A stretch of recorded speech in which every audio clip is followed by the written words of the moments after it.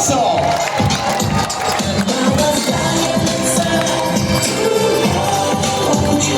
Opo po kayo. Thank you, Tay. Hi! Hello! Ano, gising pa ba? Eh, sarap-sarap ng hapon na to. Sarap matulog. Ang lamig. Oh. Ay, tingnan nga natin kung gising pa yung mga lolo't lola ko. Doon sa Kotli. Ayan, marami nangangalawit dyan eh. Si JTV, naalala ko nung araw, pag nanonood ng sine, dinedate niya si Maylene. Dinadala niya sa balcony. At dumudulo. Takot na takot siya sa flashlight. Baka ma-flash. Oy, anong ginagawa niyo dyan? At yan natin, kung gising pa yun sa balcony. Hi! Hello! Pwede. Okay, dito sa Wakali.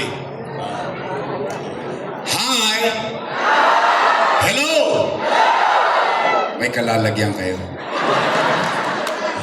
O, ito din sa mga. Hindi natin. Ako sino pinakagising? Hi! Hello!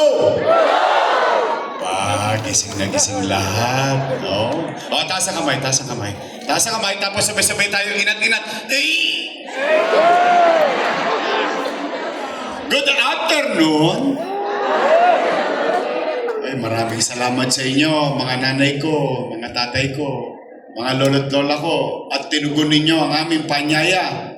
Pagkamat ang layo-layo nito sa inyo. Tapos, kayo'y nagtungo dito. Kaya, maraming salamat sa inyo. Alam ko, marami rin kayong gawain sa bahay. Iniwan ninyo.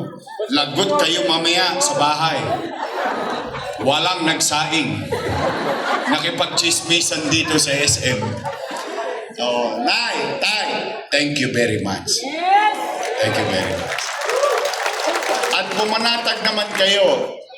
Hindi naman namin kayo pauuwiin ng konsumido. Opo. Ang dami-dami ng problema ng taong bayan.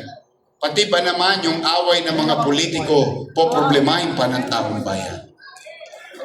Alam naman ng taong bayan na kapag mag-e-eleksyon, ang mga politiko, magkakaaway.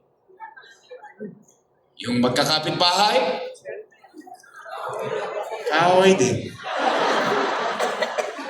Pagtapos ng eleksyon, yung mga politiko, pati-pati na. Yung magkakapit-bahay, kaaway pa rin. Hindi nakabubon. Kaya pumanatag kayo, mga lolo't lola ko, ay hindi kayo makaririnig rito ng mga panira. Opo, walang masasakit na salita. Real talk lang tayo. Because this is not about us.